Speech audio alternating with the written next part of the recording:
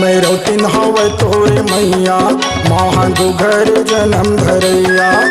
मेरो तीन हवे तोरे मैया महागु घर जन्म धरैया। घासी मोर तह जन भुला देगा मोरे अंगना माया दे। तह जन भुला देगा मोरे अंगना माया दे।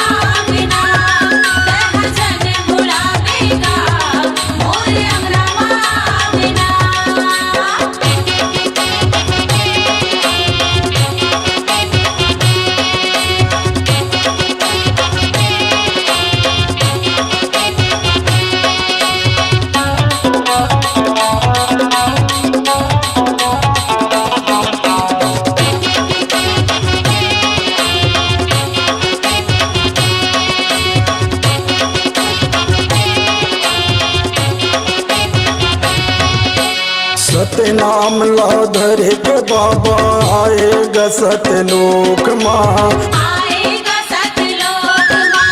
जन्म धरे तय मंगू के घर माँ दुनिया में हो गे सोरगा।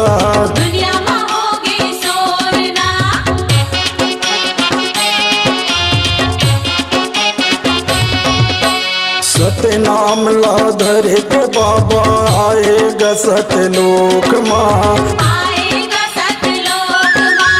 जन्म धरे तय मंगू के घर माँ दुनिया में हो गे सोरगा।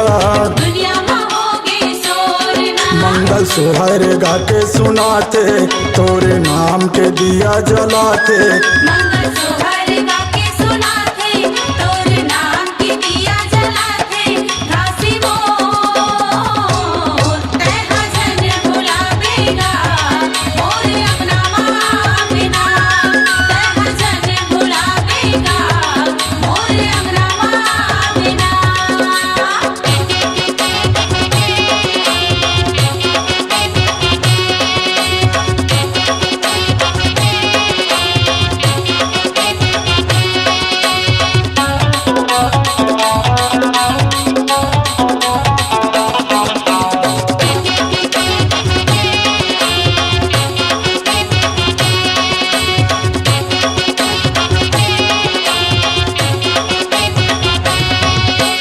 जगह जगह माँ श्वेत खम्बा सत के अलग जगाए। सादा के हवे तोर निशानी उड़त हवे गगन में।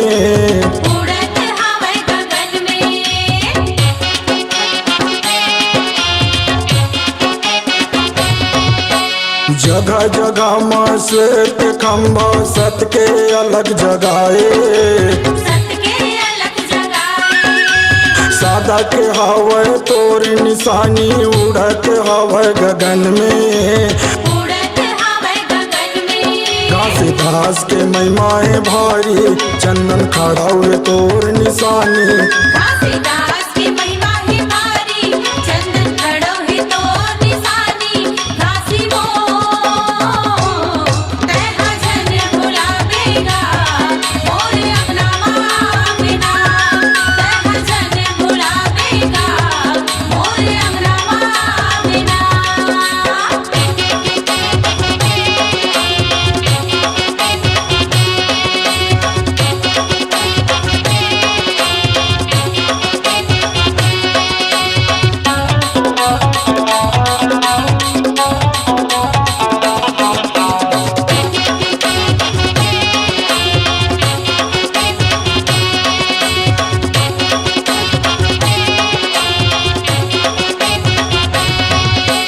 बगवा भालू मन देखत रास्ता आई सत्य पुजारी है। छाता पहाड़ माँ धुनी रमाए बोले अमृत वाणी ला।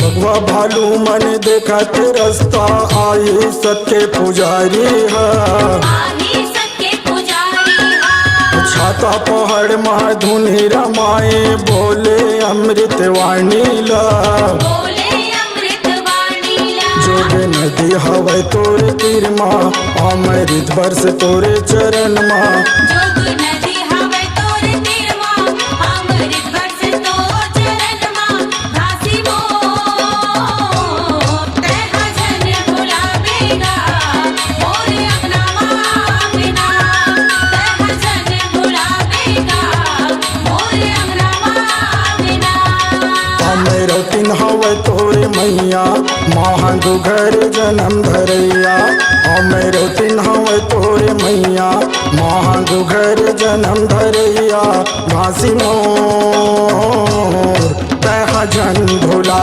देगा मोरे अंगना माया बे तेहा जन भुलावेगा मोरे अंगना माँ बिना तेहा जन भुलावेगा मोरे अंगना माँ बिना तेहा जन भुलावेगा मोरे अंगना माँ बिना।